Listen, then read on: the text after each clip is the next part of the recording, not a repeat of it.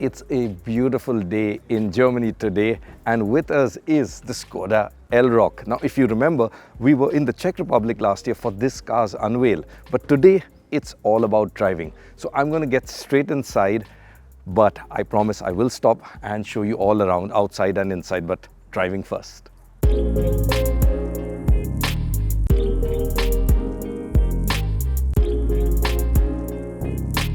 The Elroq is Skoda's smallest SUV currently on sale and has multiple powertrain options.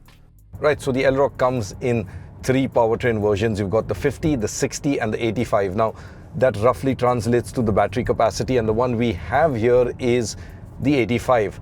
It actually has a 77 kilowatt hour battery. Range is 560 kilometers and power 285 horsepower. So that's pretty quick. In fact, the 0 to 100 time is 6.6 seconds. So quick enough for a nice small little family SUV. Now, does it feel that quick? Well, frankly, no, and that's not a complaint really, because throttle calibration is really nice. You can potter around smoothly, like right now, like I am doing in this narrower streets. Should you want to get a move on, things open out, say for now. Put your foot down and off you go. And what's nice is that it doesn't really just dump all of the power straight in.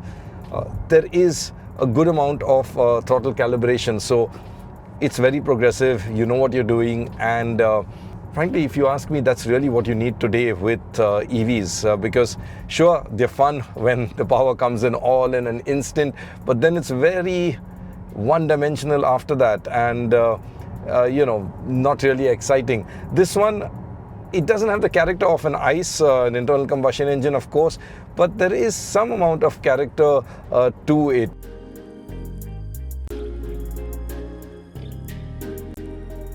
Now, this does sit below the ENIAC in Skoda's EV range, in the electric range, but it's still quite large. In fact, it's about 4.4 or 4.5 meters. So it is a large SUV in that sense. And in terms of the feel, you do feel its weight when you're pushing it a little harder, but otherwise it's just right. In fact, it's not that light, typical steering that sometimes you want that easy twirl with one hand, but when you're in roads like this, going through corners, you like that little bit of weight from behind the steering. Now, ride, well, wherever we've gone, roads have been nice, but like this on these small little manhole covers and a few ruts that are right now in this village road, it seems typically European. So it's got that little firmness about it, but it damps things nicely. So really, it's not soft and plush, but it's got a nice measure of control to it. So what's it like out on highways?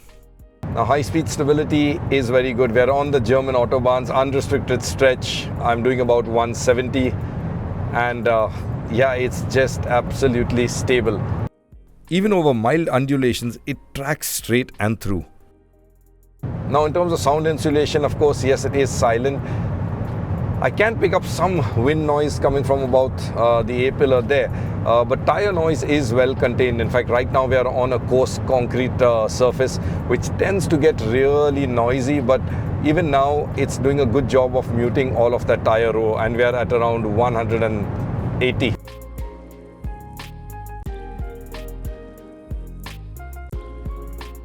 Right, so I did say we'd stop and take a look around at the car outside and in, and this looks like a very nice spot to stop. So let me find a nice clearing.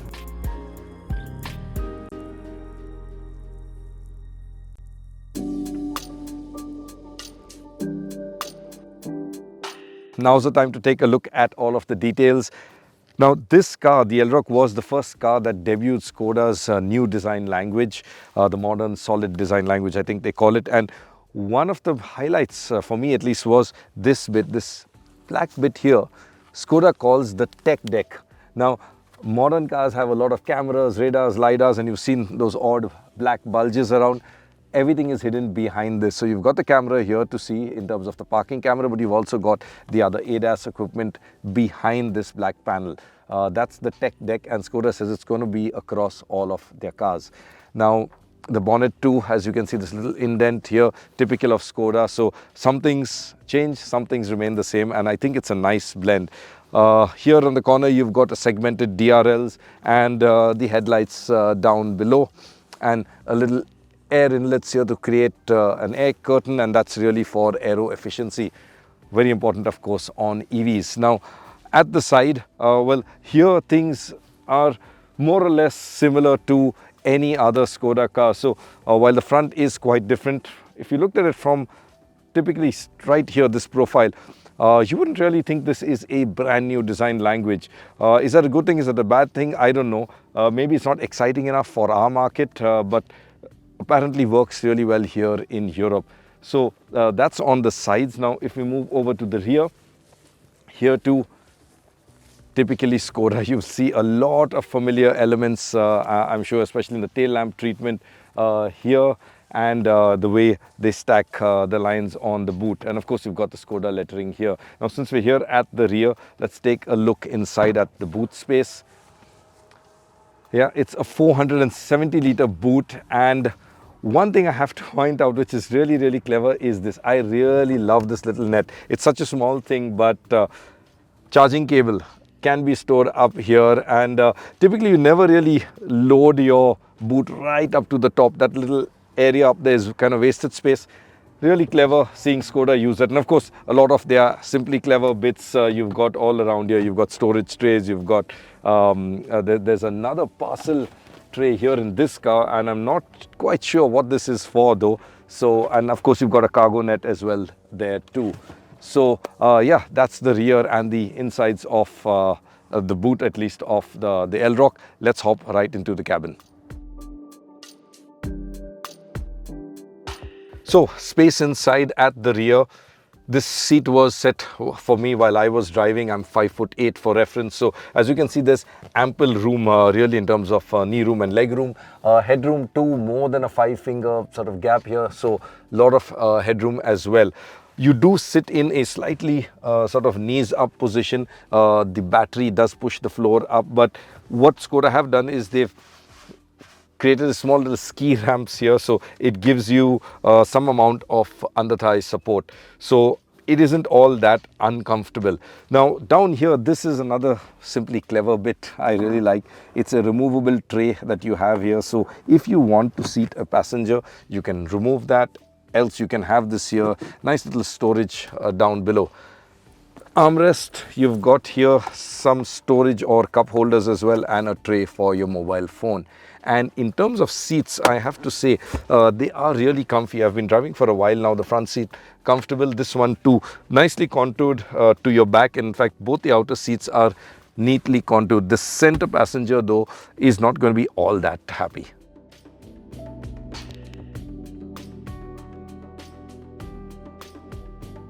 Right, so here at the front, the Skoda steering wheel with those lovely knurled knobs here for volume and other controls feels really nice, slick to use, and they are also buttons that you can depress. So that's really nice to see as well. Touchscreen, really large, 13-inch, and in fact quite contrasting to the rather tiny, I think probably 4-inch instrument panel that you have there. I wish it were bigger, and I wish it had dials as well in terms of display. Storage, of course, there's plenty of storage. There's 2 phone trays here, wireless charging. There's a tray down here. Down here as well, you've got a lot of storage. This center armrest, it's got a small little cubby, and then it's really deep down below. It's got a little slot for keeping a tablet or a phone in place. So lots of storage, and of course door pockets too. Typically, again, Skoda always maximizes in terms of interior volume and storage space. Also, what's nice to see is you do have physical buttons down below as well. So while the touchscreen takes a lot of controls here, thankfully drive mode, it has its own separate button, something I always like to see because that's what you want to use and change on the move. So there is a button for that. Climate, you do have to press this button and pull up a menu. So that bit not so great, but overall I think they're trying to get a mix of buttons and touchscreen correct.